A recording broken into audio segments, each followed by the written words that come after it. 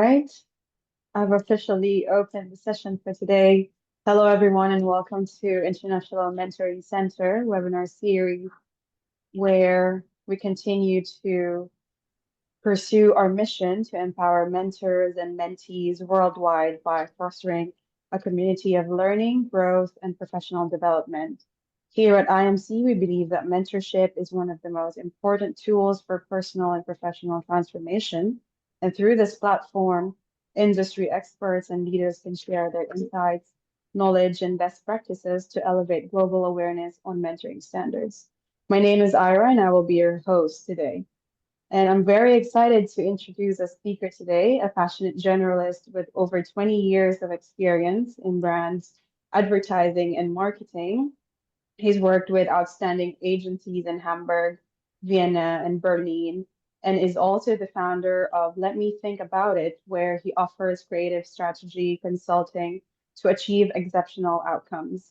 His work has earned him prestigious accolades, including Cannes Lions at the Cannes Festival, the most important festival for creative and advertising worldwide. And in addition to this, he has dedicated over 200 hours of mentoring aspiring creatives. On a personal side, he's a devoted husband and a father of four. So before I start off with our speaker today, I just wanted to remind our participants that we'll be opening the floor for the Q&A session after the interview with our speaker. So feel free to jot down any questions that you have on the chat box. So our team will be reading through those after the introduction, the interview, and then we'll make sure to address them later on. So without further ado, please join me in welcoming Ingmar Bartels. Hi, Ira. Hi, everyone. Thanks so much for having the opportunity to speak to all of you in this webinar. I'm really excited because I think it's a really important topic, mentoring, that can be very helpful in these days. And yeah, I look forward to tell you a little bit about my thoughts about that and about the questions that you have and the discussion. Awesome. So as we begin, Ingmar, can you share with us and everybody in the room your professional journey leading up to becoming a mentor? Yes, well, I think everything started when I started to work as a copywriter. And working as a copywriter at an agency is closely connected to making sense out of things, because pictures are very powerful. They are attracting the eye, but the message is crafted through words. And if you believe that you are in charge of making sense, it's just one step more to the strategy area. And if you are working in an advertising agency, you are committed to the business goals of your customer. So if you want to work on a strategy, that needs to be done in close collaboration with your clients. So I never was this typical creative who was sitting in the ivory tower and letting my mind wander, but I was more like very close to the clients. And so there was quite a part of consulting or business consulting included. And that shaped my view on things. And I think it's really important to view the bigger picture, that you're not always, you have to focus on your part, but you have to look left and right and see what's happening in the other areas. And this idea of seeing the bigger picture is really helpful for the area of mentoring as well. Because, we are all stuck in our individual situations, but we are not isolated. We are moving in a kind of context, in a business context, in a family context, in a social context. So sometimes broaden the perspective a little bit. It's really helpful. And I started 3 years ago. I joined the mentoring club. That was my first experience. And then I was asked from Hamburg Creative Society, that is it's for the creative industries here in Hamburg, which is about connecting and networking and offering support. They had this so-called Creative Future Academy where mentors and mentees were matched. And yeah, that was quite an intense experience and very helpful for my journey as a mentor. And you talked about the business perspective of your journey to becoming your different hats and becoming a mentor. Can you explain what VUCA really means and what role it plays in the mentoring context? Yes, I mean, there are so many buzzwords and so many hashtags out there, and I think some of them are more true than others or more important than others. And how I experience the world right now, especially on a day like today, is that this describing as a world of VUCA is really precise, because those four letters, they stand for volatile, uncertain, complex, and ambiguous. And I think that's these four terms really describe what we are experiencing right now. Situations can change very fast. We see this Mm, with global conflicts, for instance, about, as well with climate change and the business side as well. That it's not so easy to have a prognosis what will be in the next year or even in the next quarter. mm, Um, at the same time, this uncertainness has to do with, I think we all experience that sometimes we have to hand in an idea very fast, or have to fulfill a deadline, mm, and then we have to wait ages for a decision. And this waiting for a decision, I think especially in the business and marketing world, is very typical. If you have to wait for a decision, that creates a kind of uncertainty, because you don't know if you are hired or not, if this project will mm, happen or not. And well, and this C for complex is, I mean, we're living in an age where every information is accessible to everyone. It's just a click away. And this is kind of overwhelming, because as we have so many information accessible, this creates the underlying demand that we are properly, or it's easy to prepare for the perfect decision.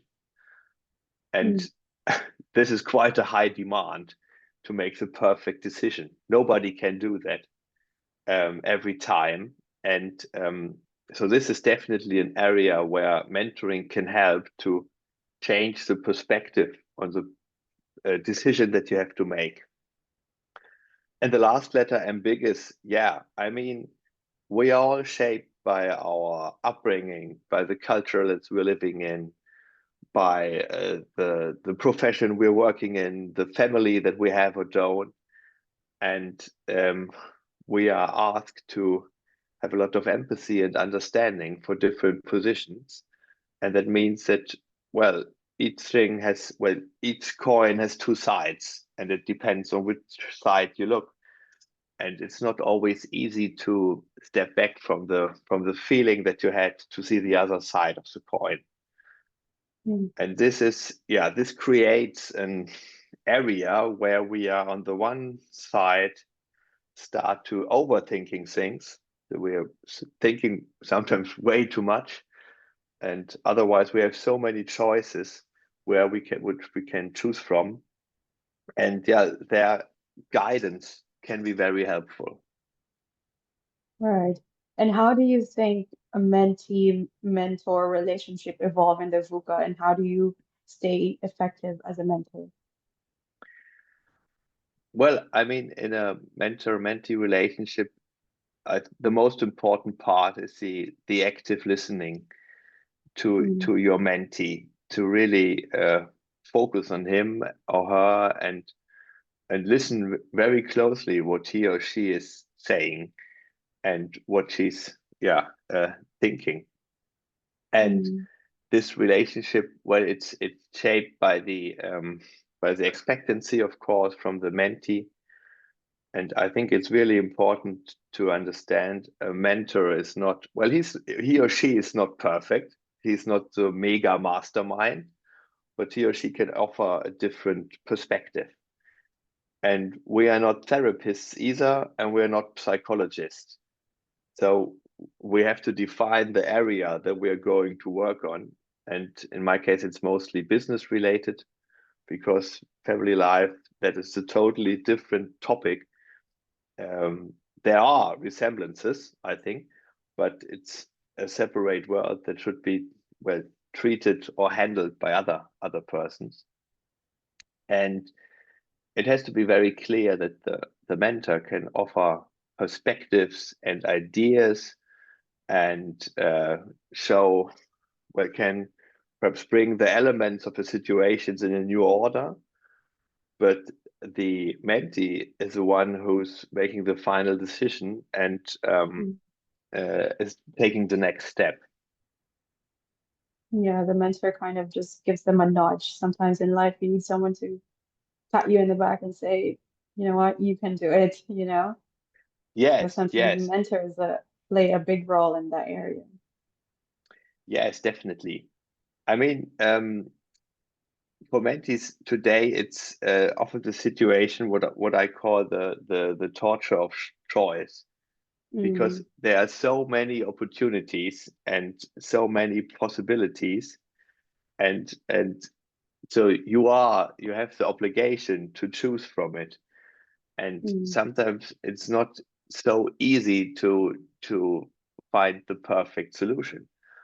I often had the experience that mentees said, "Well, my employer is offering a special service.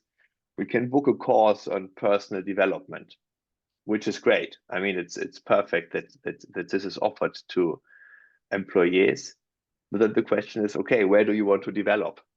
And the mm, question is, okay, who can answer this? Who can answer this question? And it was like, yes, there are so many areas that I'm interested in because there are so many possibilities. And I mean, for instance, the services the International Mentoring Center is offering, or there are so many free courses, paid courses, and so on.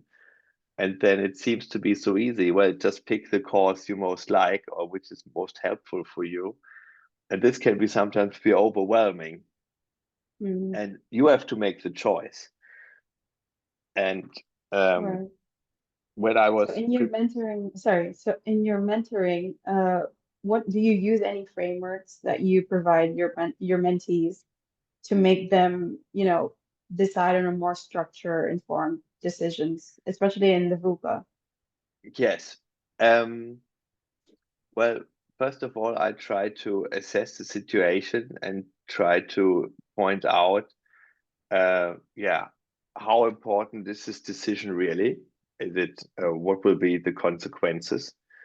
And what I experience is very helpful for this is the golden circle by Simon Sinek, which is the why, the how, and the what, which is Mm, often used for companies, but it can be very helpful for the personal development as well, and especially for structuring what you are really thinking about. Is it if we stay with this topic of which is my personal development goal? Um, this can be one pattern to bring it in a special order. And well, why do you want to develop? Okay, I want to progress in my career, or I want to do something different that I'm now working on, or perhaps it's I'm not really happy in my job and I'm looking for an alternative. So that can be a why, and the how is more related to, well, what are the learning conditions that work best for you? It's a totally different question. Are you someone who is disciplined and able to focus? Then a webinar can be very good. If you are someone who needs the atmosphere of a learning room and the contact with other people, then perhaps a different course is much more will be much more fulfilling for you.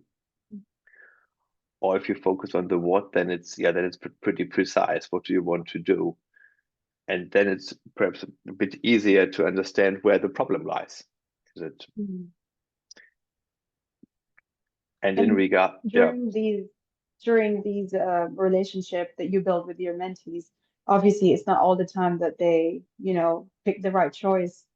So you as a mentor, you know, sometimes you tend to be um not judgmental, but you see the bigger picture because the mentee is sometimes they're just in their heads, right? So if the Exactly. mentee's choice it turns out to be wrong, how do you help them navigate through the consequences? Yeah, that's an important topic. And well, mentoring, it's not the shortcut to success, and it's not the Mm, secret sauce to success. It's one piece of a puzzle that can help you progress. And first of all, it can be helpful to be more confident with your decisions. And when I work with mentees, I encourage them to understand that in the life that lies ahead of you, you will have to make lots of decisions, and they will not always be perfect. But if you are conscious about how you make a decision, it will be easier to deal with the consequence. And mm, that doesn't mean that you should be happy about a negative outcome, not at all. But perhaps it makes easier to understand in the backwards process to understand, okay, I made this decision and this is the outcome. And yeah, what did I not? Well, wasn't I aware of this outcome, for instance? That is one way to look at it, and then learn for the next decision. mm, Because yeah, um, that is whatever we are working on or whatever we are doing, there will be decisions to make, and they will not always be right. But at the end of the day, we can learn from bad decisions quite a lot as well. mm. And sometimes the decisions that we make are right for us in that moment. You Yes, know, you think about, what is right for me in this moment, and you make a decision out of that. It could be something that you regret in the future, but in that moment, it was the right moment. It was the right choice for you. exactly. You can only of course you can make your speculations about the future, Mm, but that's one way to try to find an answer. Of course, it's much more reliable to judge the facts that you have. I always come up with this example, in the area of Germany where we live, there are these so-called can childs. That means, and if you are born until the end of June, you have to go to school. If you're born between July and September, you can go to school, but you don't have to. And this is a very positive wording, a can child, yeah. But this can child means the parents have to make a decision. They have to make the decision, is my daughter or boy, is he going this year to school or next year? And of course, as a parent, you are always asked to make a proper decision or which is the best for your child right now. And then you get a lot of advice. Some will tell you, oh, the last year in kindergarten was so boring, or oh, I always regretted that I came to school so early.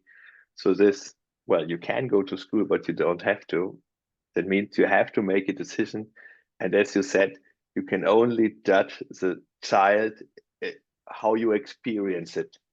And it's difficult to say how it will develop. And you can look at it, yeah, from the perspective or from the experiences you have with your child and daughter. And of course, listen mm, to advice. But sometimes if you get too much advice, it's you're lost. right. And you shared something about, changing your perspective and, not focusing on one thing. Can you share something with our audience, something that you mentioned before about, trees and forests? Yes. That is in Germany we have this saying which goes like, you can't see the forest because there are so many trees. And I think this is a perfect example that you experience your surrounding as totally natural and as given, and yeah, normal in the best and in the worst of sense. And Mm, uh, as and if you and someone else, if he or she looks on your situation, he will perceive it totally different. And while you are wondering where is this forest, and somebody will tell you, yeah, you are already in the forest, that can be the situation. One of my favorite examples, perhaps we can share this later in the show notes, is this famous speech by David Foster Wallace, which he gave to graduates, where he shared his understanding of what an education is for. And he started his speech with a joke, and it's going in the same direction. And this joke is that two fishes are swimming in the fish bowl, and they meet an older fish. And the older fish says, "Hi guys, how's the water?" And the two younger fish look at each other and say, "Well, what is water?" Because they never experienced something else than the water. And from this on, it's a really powerful speech, and you can find it on YouTube, and it's very emotional and interesting, because that we experience our situation is totally given. That has to do with the state of mind. That and we all sometimes feel we're stuck in the hamster wheel. We're running and running and running and don't keep forward. And we can only change this daily routine if we step aside and have an opportunity to see how we behave. This is the start of change, I think. And how do you help, as a mentor, how do you help your mentees overcome the challenges of, focusing too much on the problems, too much on the mountain that's right before them? So how do you take them to a vision of looking at the bigger picture? I think if that working with a mentor is the first step, that you are willing to ask for help. And that is something which, it probably this problem is more widespread among males, probably. But this, asking for help is already a step that you understand, that a new perspective will help you. And in my mentoring session, I try to understand and see or get a good understanding of what the situation the mentee is in. And then my role can be very different. If you are someone who's never dared or never needed to ask for help, perhaps this is something that you should change. It feels very strong that you never ask for help, but perhaps it's not the best way to keep on doing that. On the other hand, we all know those people that say, "Well, I can't say no," and I always get this stuff on my desk and this task and that, and I can't say no.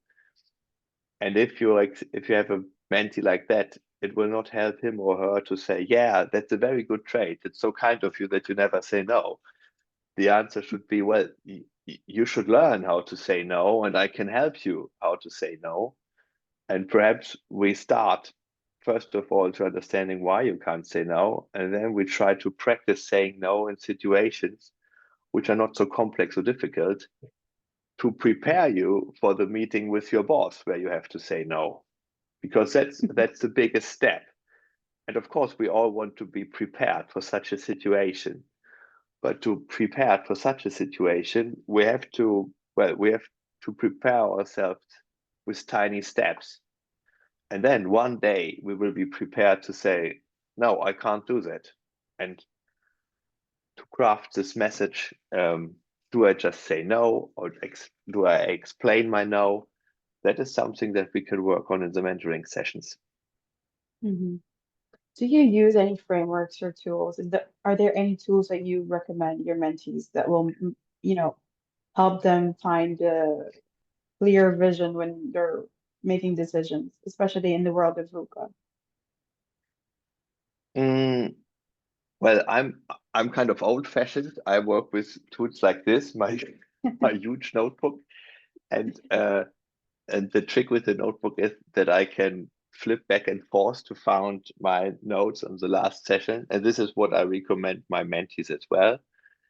What sometimes, or what proved to be very helpful is that I recommend them to work with a time tracking tool.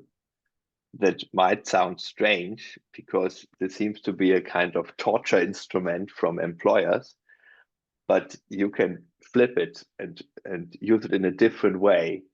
if you understand how much time you put into something, that will give you a better understanding where all your energy is going. And in the business side, I work with a lot of creative people, musicians or designers, and then they say, "Well, I never had time for that." And then it's like, well, nobody is giving you time. You have to take your time, and if you track it, you will see, did you take the time or didn't you? And that's it's a kind of, yeah, it's an explanation to say I didn't have any time. But if you don't spend time on any on a topic, uh, you don't give it any priority. And then a simple tool like a time tracking tool can be helpful to understand, okay, you put 10 hours this week into making content for your social media platforms, but only 10 minutes for finding a new client. So this seems to be an imbalance. So Mm-hmm. that is one tool that can be helpful, for instance, to get a better grip on how you're spending your time. Mm-hmm.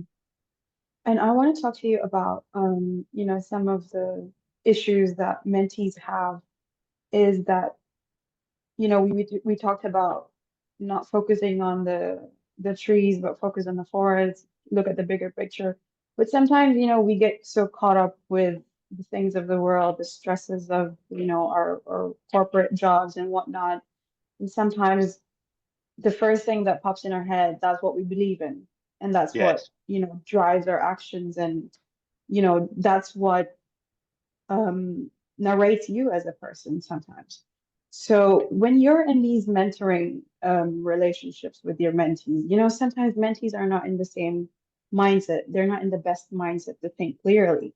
So how does a mentor guide a mentee to kind of take them out of their limiting beliefs or assumptions of the world?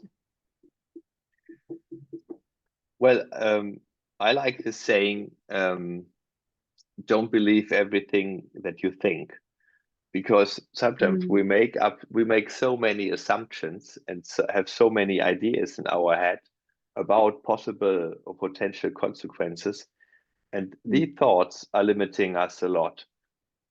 There's a story about this guy who needs to have a hammer, and he doesn't have one, and he needs to lend the hammer from his neighbor. And then he starts to think, well, what will he think of me that I doesn't have a hammer, that I can't afford it, or that I don't find it? Will he think that I'm not good organized? And well, and probably when I ring at his door, I will probably disturb him, and then I come up with my hammer. What will he think of me, that I'm kind of insensible guy who asks for a hammer because that's my problem? And he's thinking and thinking, and then he rings at the door of his neighbor and says, "Keep your fucking hammer." No. Because, and this this is sometimes, of course, the neighbor will not be so surprised, will not be so pleased. Um, and this is a situation where a mentor can help you to put things in a different order, or to give it a different thing. For instance, if you never explain your needs, nobody will understand them. And right. it seems such like a no-brainer, but we all know the situation, that especially in a surrounding where we know the people very good and they know us very well as well, it's double difficult to explain what we need because we Mm, never did it. And but uh, as a mentor, you can help to say, well, just because you didn't explain your needs the last 20 years, that doesn't mean that you have to keep on that way forever, because people will not judge you on how consequent you are. Because perhaps you think everyone should know how I am or what I need, but they don't. Sometimes they mm, do, but sometimes they don't. And it's sometimes so, well, it's easy to say that, and it's difficult to incorporate in your daily life. But something like that, explain your needs, explain how you can work best, explain how you cope with feedback. you don't have the guarantee that people will react on it on the way that you wish. But if you don't say it, you have the guarantee that probably nobody will understand it. And this is something where you have to make people confident to behave like that. And this is one way to get out of this routine, in the hamster wheel. And if you explain your needs for the very first time, that's one step out of that. Hmm. How do you stay objective when you're doing these, the different mentees that you have? How do you stay objective when you're faced with difficulties that is brought about by the mentee? That's a good question. Well, I try to be objective by as a creative, I'm trained to work with different roles. If you are asked to do an advertising for the product, it's one trick that you not only um, put yourself in the role of a fan of the product, but as well as someone who detests this product. So I was trained in some way to have a kind of cognitive empathy for different personas or target groups, and I can and well, and the same. I think being a father of four is quite helpful for trying to treat the kids in an individual way, and this helps a little bit to be objective.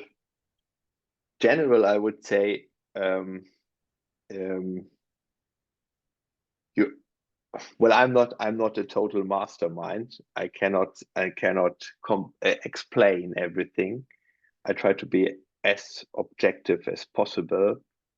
Of course, sometimes I have to give a thesis about the outcomes or whatever, which is shaped by my personality. And then I think it's important to make that clear in the discussion. What is a kind of analysis? What are speculations? And what are recommendations? Hmm. How do you think engaging with new perspective and diverse perspective through mentoring relationships can enhance your mentee's ability to adapt and thrive, especially in VUCA world? Well, um, yeah, if you want to, I mean, if you are starting to engage in a mentoring relationship, this is one step that you want to change something. And if you are willing to change, this is a process where you have to understand how you are reacting. And only if you understand how you are reacting, you have the opportunity to discover alternatives to your normal routine. And Mm, um,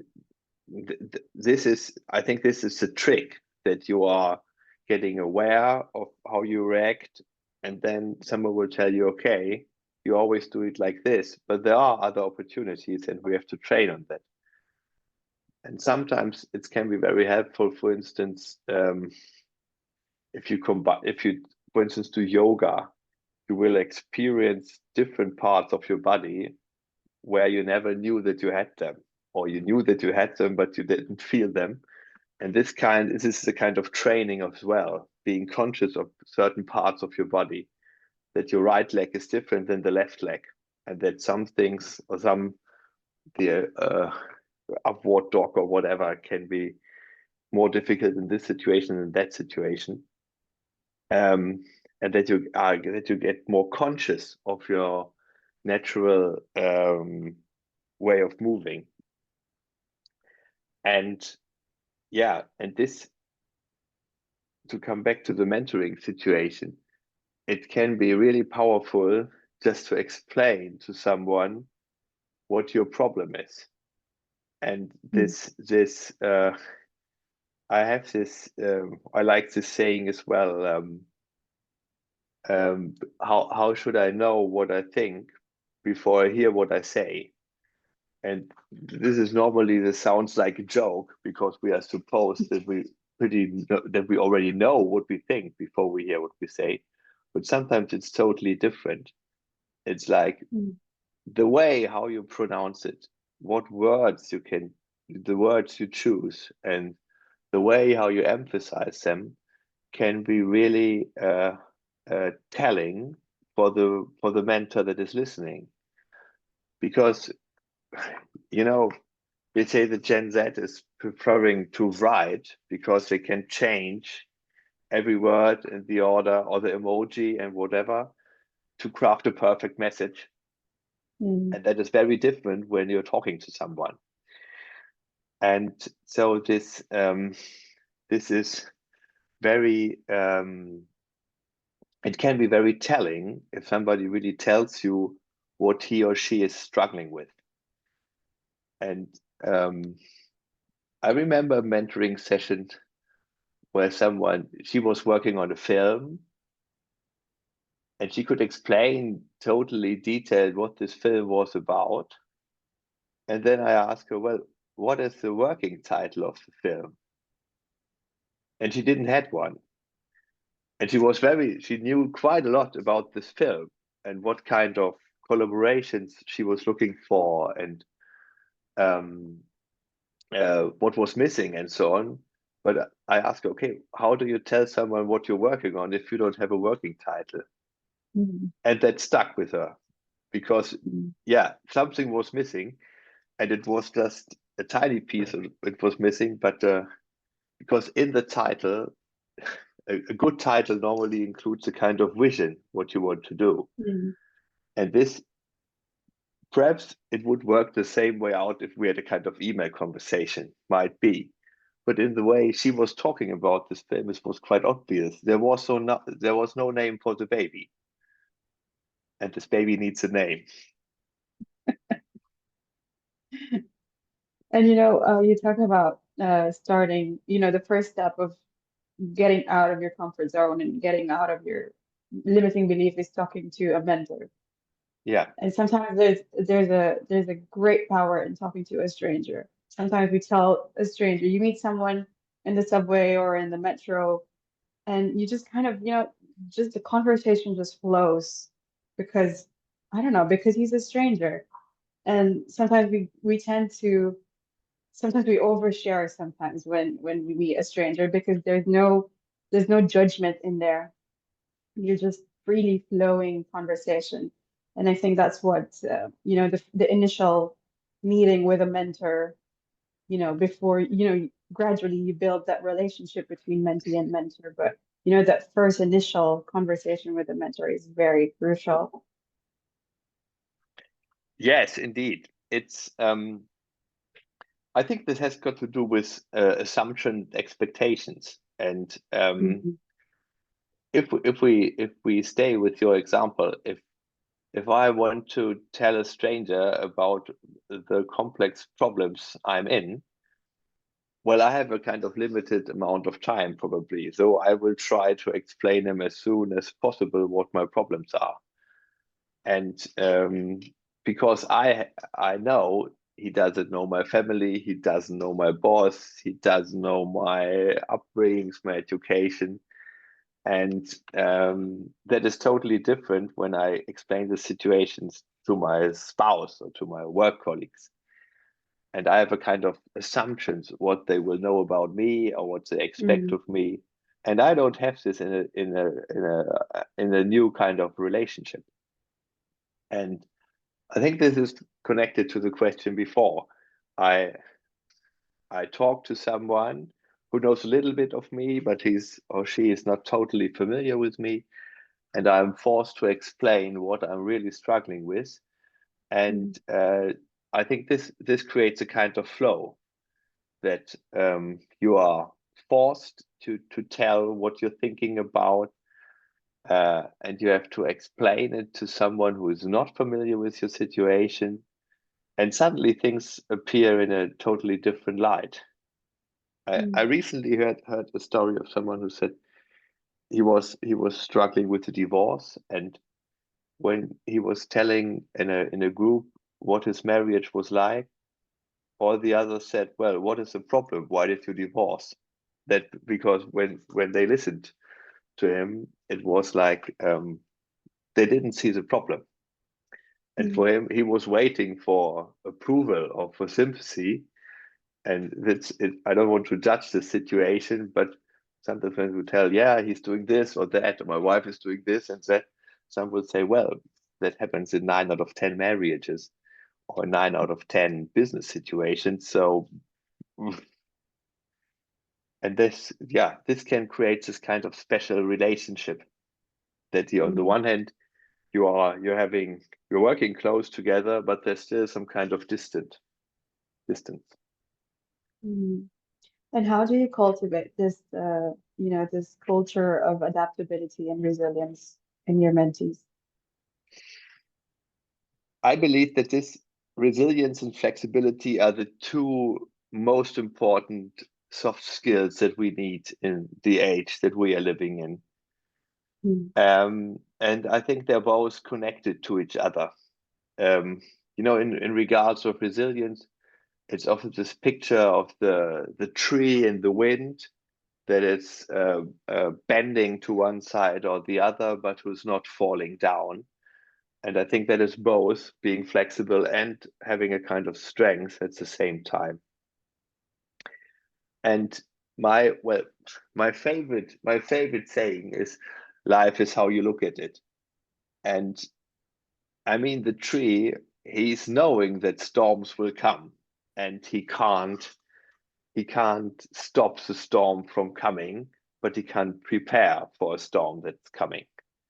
And if the tree is sick, of course, that's for sure, he will probably break down. But if we are aware that challenges will come, decisions will come, negative outcomes will come, we can prepare for that. And we can prepare for that, that we keep being flexible, or that we don't react in the same pattern every time, that we have options of how we can cope with the situation. And yeah, and it's it it's a kind of training. It's a kind of training how you look at things. And to come back to this example, well, I can't say no. Well, you can say no, but you have to practice it, and you will not learn to say no next week and perhaps not next month. Perhaps it will take a year. We Mm. don't know, but it's better. The second best moment is always now. Sometimes you miss the best moment to react in the situation when your boss is being unfair, but the second best moment to address it is always now. And yeah, getting prepared for a situation like this is helpful. Mhm. And taking that first step is actually, going to lead you somewhere just Yes, by taking exactly. that first step.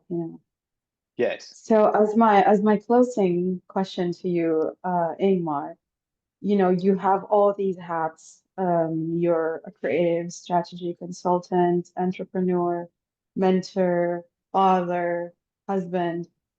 What lessons have you learned while mentoring so many people?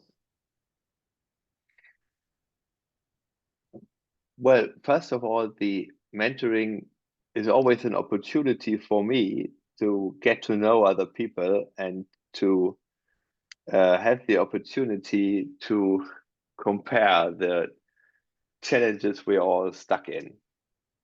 And this is a chance for me to reflect my own acting and thinking, because it's a kind of impulse that you get from the mentees, that you learn about their situation, and this gives you the opportunity to reassess your own situation. And so it's a give and take. And the more mentoring you do, the more you learn, and that gives you the opportunity to discover a kind of patterns. And I think each situation is totally individual, that's for sure. The challenges that we have are often pretty similar, and it's sometimes tiny differences can make all the difference. Especially in a business sense, for instance, I mean, everyone is struggling to get customers, and how your customers are and how to find them, that is very individual.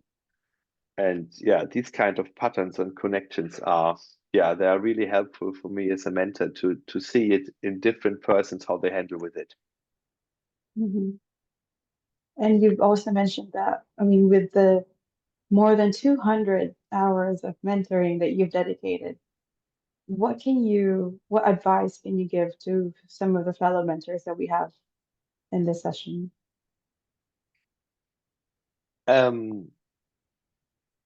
Well, I think listen closely to your mentees. I'm sure you're doing that, but it's one of those no-brainers which you often can't stress enough.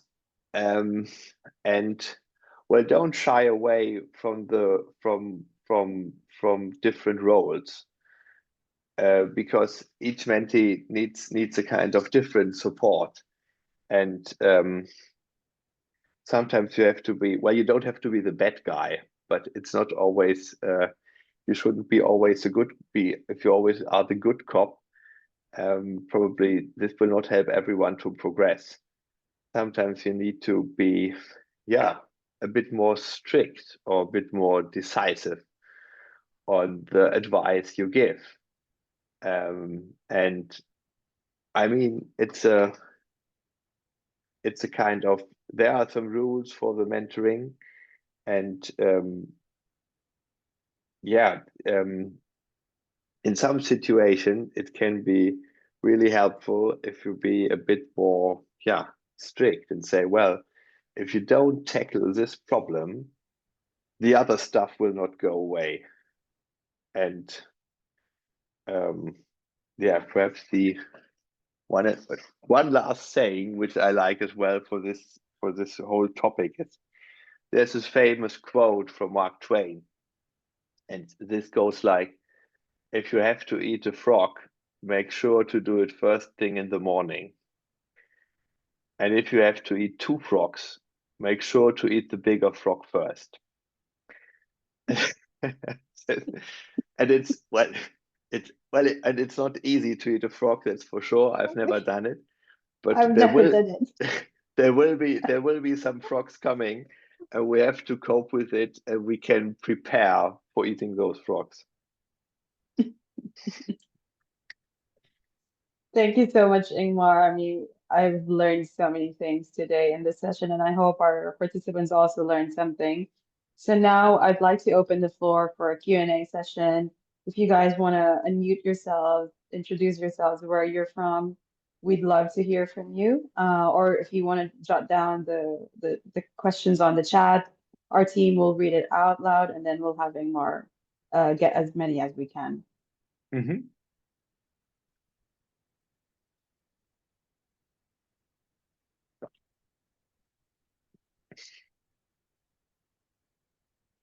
Thank you, Alexandros, for saying that your interview was a powerful stuff. Alexandros.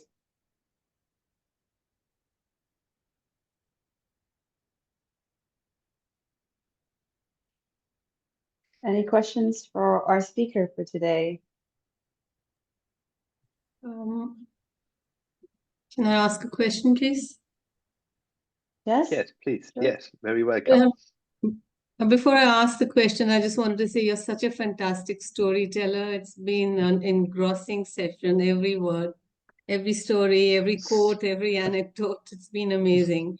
Thank you so much. I am not a mentor. I'm an aspiring mentor. I may have played that role informally in my various corporate roles, but currently I'm not in a corporate setting, and I've been working as a psychotherapist for the last 10 years, and have recently qualified, got my ACC ICF certification. And I have been thinking about getting into this world of mentoring for professionally, formally. And Mm-hmm. this came along and I immediately registered to listen to, the golden nuggets. So linked to this background, I had a couple of questions, if I may ask. Yes, please go on. So, mentoring is different from coaching. Mentoring is different from psychotherapy. We know that. But as a mentor, do you feel that one can lean on one psychotherapy training because it can be mentor led, unlike coaching, which is client led. So, do you believe, in your opinion, that as a psychotherapist who's been practicing and has training in that field for a few years, as a mentor, I'll be able to lean on that more and not on coaching because coaching is a very different, you know, Mm-hmm. process. Yeah. First of all, thanks for the question and thanks for the feedback. I'm glad that you liked the session so far. I'm pretty sure that you can lean on that, or that your experience as a psychotherapist can be very helpful for your mentees. I think it will be decisive that the it will be a very different relationship that you have with your mentees, and you are in a very different position than you are as a psychotherapist. I mean, being a psychotherapist, I know some, but it's very demanding, I guess, and you have a lot of responsibility. And I think, from my point of view, you should be aware that the responsibility of a mentor is different, and the situation that you have with the mentees is different. And I think if you can separate that, you are very well prepared for doing mentoring sessions. Can I have another question? Unless somebody else would like to ask a question. From my side, feel free to ask another question. So, Ingmar, your background is in copywriting, in advertising, and I'm sure much more than advertising. So, the mentoring that you do, it's primarily with people in that sector, or the mentoring goes beyond across sectors to different industries that you personally have no direct experience of? The mentoring sessions I have are mostly in this area. Sometimes they are in neighboring areas, I would say. It well, don't know. I rarely stumble across people, for instance, from the health sector,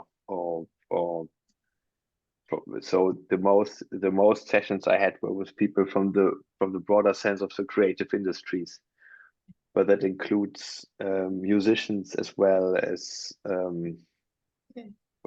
people doing social business. So there's this kind of area. Some kind of a connection is there with the creative. Yes, and I think that makes sense. I mean, of course, it can be really powerful to talk to someone totally out of your bubble. But well, it will probably take a bit more time to define the area that you're talking about. Yeah. So it makes sense that the mentor and mentee are in a kind of related field. Yeah. Yeah. Absolutely. Yeah. Okay. Thank you. Very welcome. I wish you best of luck for if you want to start a mentoring I would career. like, yes, I would like to, and thank you for your good wishes. Very welcome. Thank you so And much, Renu. I just wanted to read for you the comments we have from our participants. From Asil, he said, thanks very much, very insightful. And we have Wasit, he said, thank you, Ingmar Bartels, for your inside experience. Question from Thailand. From your point of view, what is common intersection between training, coaching, therapist, management consulting? oh, Thanks for the question. That's a very, a good question. Well, I think what all these areas have in common is that they are related to personal progress, or that they are about personal growth. I mean, in management consulting has much to do with how we understand leadership today, and a lot of leadership is bringing the right people to the right position that they can deliver the right results. So that is about personal growth. Well, therapy is not always connected to personal growth, but to personal development, probably more from a deficit-oriented side, I guess. And coaching and training and mentoring, they are meant for people who want to change something. And I think it's the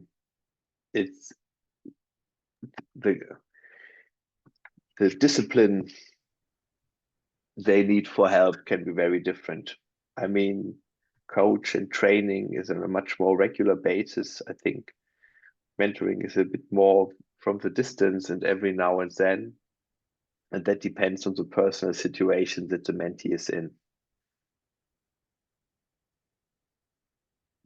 Did that answer the question, or should I elaborate on the different fields? Wazit is still here.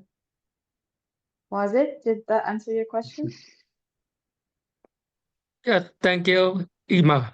This is Perfect. my question is from my answer from you is very clear, and I am very interesting about what is this what is a focus area, it different focus area of mentoring and the training, coaching, therapist, and management consulting. Because this question, because from my experience in Thailand, coaching area is very growth is very fast, rapid growth. And when we talk about mentoring, they must say about it is the same, something like this. And from my point of view, it's not too same, it's unique, it's different, and need to your experience to give more clear information for us.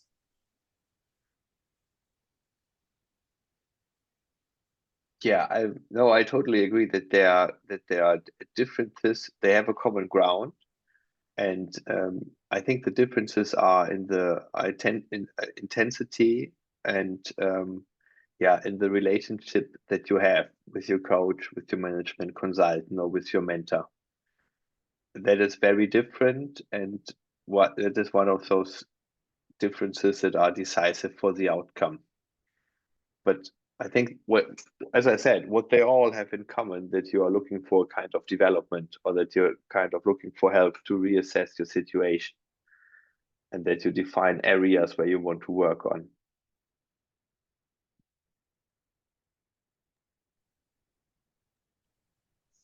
Okay, clear. Thank you. Very good. Very welcome. Thank you, Wazit, for that question. And thank you, Thank you, everybody, Ira. for joining us today. And that is all for our time for our speaker today. Thank you so much, Ingmar, for sharing invaluable insights today. Your experiences and reflections on mentorship and VUCA have truly highlighted the importance and adaptability, decision-making frameworks, and the power of diverse perspective in mentoring and mentee relationship. If you're an individual seeking mentoring credentials, or if you are a training provider seeking accreditations, please feel free to visit our website to know more. And if you are a mentee, looking for a mentor, you can easily contact Ingmar through LinkedIn. We'll be sharing his link on the chat box, so you can reach out to him if you yourself are looking for a mentor in a specific field.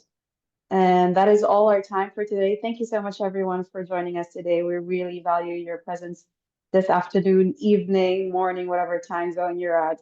And we hope you found this session truly inspiring, and it fuels your commitment to fostering mentoring relationships.